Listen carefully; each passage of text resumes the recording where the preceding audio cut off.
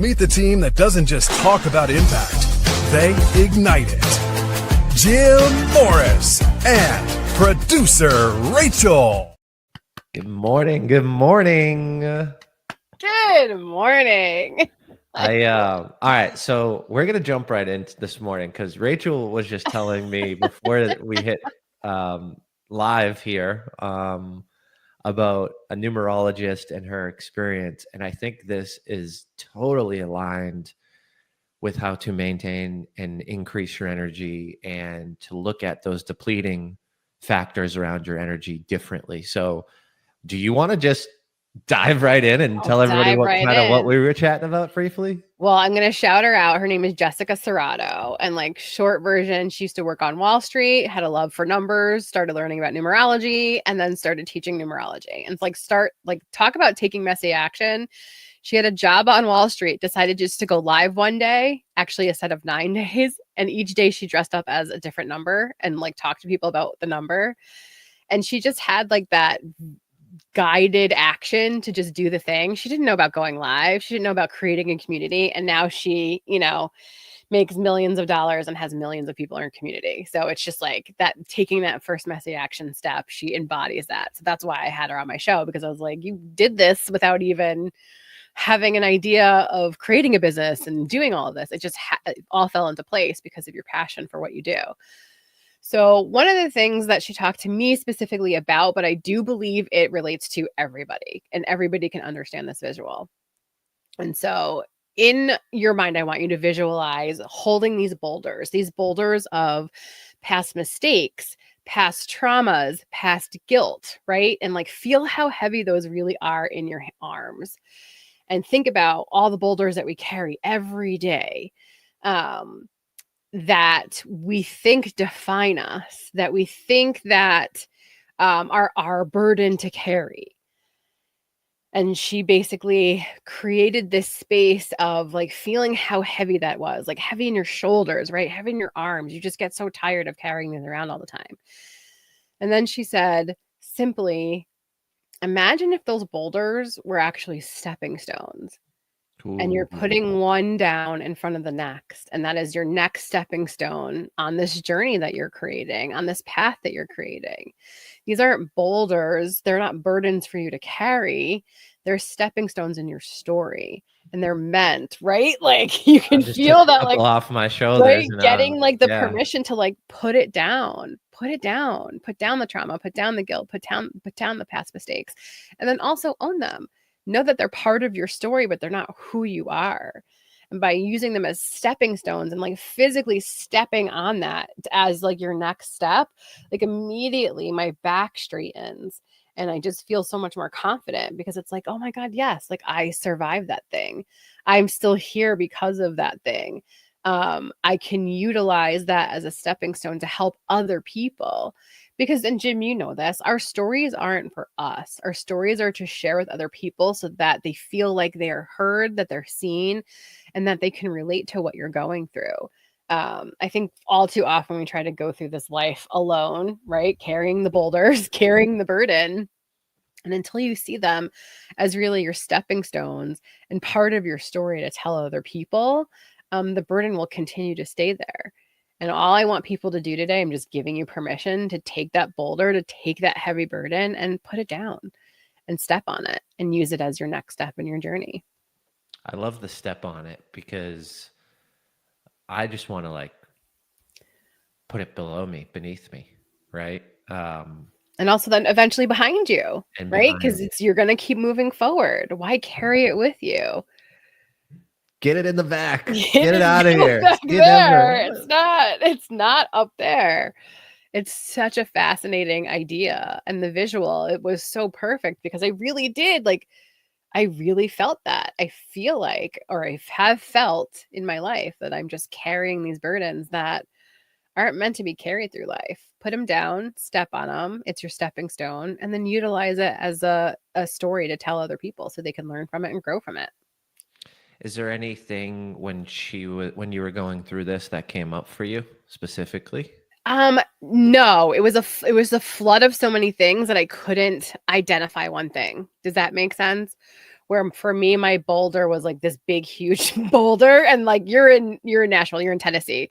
So anytime I visualize mountains or boulders, I visualize Tennessee. Because when I go to visit, we always like go hiking and everything, and there's boulders everywhere. So like that's in my brain. I envisioned all the things in this one big boulder that I was carrying because I had never come to that space. I've never come to that crossroads of even like figuring out how to remove it. Right. It just got bigger and bigger and bigger. So there wasn't any one specific thing in that moment that I was like, oh, this is what she's talking about. It was everything. It was everything. Every trauma, every guilt, every mistake I've ever made was all wrapped up in this giant boulder. And so like I just visually like plopping it down and being able to like climb on top of it and be like, oh, like, right? It was crazy. It was so crazy. As you were just going through it, one of the things that came to my mind around just like a boulder that I'm holding on to is one of the is like charity work. I can't in this moment align with the right charity to help and have the conviction to pour in a lot of time, energy, and money. And I get excited and I want to help charity and I want to spend some of my time each week doing that. And I've just been holding on to a couple organizations that I don't align with. They deplete my energy. And that for me was me saying, you know what? Put the charity thing down right now and step on it and use it as a stepping stone to the next thing. I don't know what that is, but it's also okay that I'm not involved with the charity maybe for the next 6 months until I really figure out what I align with and what makes sense from an organizational and behavioral standpoint and a funding standpoint. Like my big thing is I want to know exactly where the money is going. Oddly enough, a lot of charities can't tell you that, which is very interesting. So crazy. But the good thing though is that like number one, you're aware of it. It's a goal. And then when you speak it out loud, I think a lot of times all of a sudden, like you'll find things magnetized towards you, right? I think it's when we really hold it close to our chest and we're too scared to say, like, I would love to align with this thing, whatever it is, whether it's a charity or something else. It's really hard for things to manifest, to come to fruition because nobody knows about it. Right? You can't go into rooms and not speak the thing that you want. It's okay to say the thing. And I think so many of us just hide that fact. Totally. And so I love that you're just speaking it out loud. This is something that I want to accomplish in my life. And I can't wait for the right one to align with my values and my purpose. I think that's okay. You don't have to force yourself to do anything you don't want to do. True. And that stepping stone, as I'm thinking it through, as I put my foot on it and I jump off to the next one, there's so much growth, there's so much understanding and learning in the processes of what I've gone through and how I've helped and showed up that I now will have clarity when the time is right, and I will have the right questions to ask up front rather than to never get down the road answered, right? Well, also like think about your personal life and your struggles from when you were younger with your family to like the business struggles that you've had, right? I think even to the speaking engagements that you had or the events that you've had, right? No, a lot of those things may not have gone so perfectly, right? To put it lightly. And like, how long did you carry the burden of those either mistakes or guilt or trauma around those things? When you realize it's just the makeup of your story. This is the story you're meant to share. True. I mean, who wants perfect stories, right? There's happy endings for a lot of people, but for many, there's not. And that's okay too, as long as you're able to share that story from an authentic and valuable place. And you're not just staying in low vibration frequency. You overcame it, which you have every single one of those challenges. So it's really cool to see, like, number one, where you are today versus where you were, and then think about each one of those things that you've gone through as a stepping stone to get you to where you are today. You're not to hold on to them as burdens in your life. You're to step forward and move past them, which I think that you've done brilliantly. It's those moments of understanding, I think, that give me energy when I realize, okay, there was a breakthrough in that story. There was a transformation that occurred. There was an outcome, and I'm using that to benefit others from a positive, to impact them positively. And I think there's so much beauty in that. There's so much beauty in that. I think when you bottle it up, like you were saying, when you don't share it, when you don't authentically and truthfully and honestly communicate around it, then I think that outcome is not going to be so positive, and it's not going to give you energy, and just to work through those things, right? To understand those breakthroughs and those transformations, and then to be able to talk through it with others and have an open dialogue. Like, that's where human connection's made, right? That's where those heightened senses of emotion that you've experienced, that someone else experienced, that you can relate to. Relatability occurs when honesty and authentic and truth telling is at the highest level. And I think that's one of the best parts. And what that exercise you just walked me through, right? Like, I've only shared that with the charity with one person. And that person actually said, stop. That was their advice at breakfast. Stop, dude. Stop. Just put it on pause, man. Stop. Don't be so worried about it. Don't be thinking about it. Just stop. Like, it's going to come when it's right. And funny enough, it will probably come when you just got a big check and you can take 30%, 20% and actually make a big impact. And that was also very, lightening to the mood and to the scenario as well. So I love that permission to pause. I love that idea, because I think a lot of us are just like, go, go, go, go, go, go, go, go, go, go, go. And then we don't take that break. We don't realize, like, oh, like, stop pushing so hard. It will come to you when the time is right. Right now is not necessarily the right time. And that's a lot of times, I've talked before about being grateful even for the hard times. It's because you have to sort of understand, okay, it's happening or not happening for your highest and best good.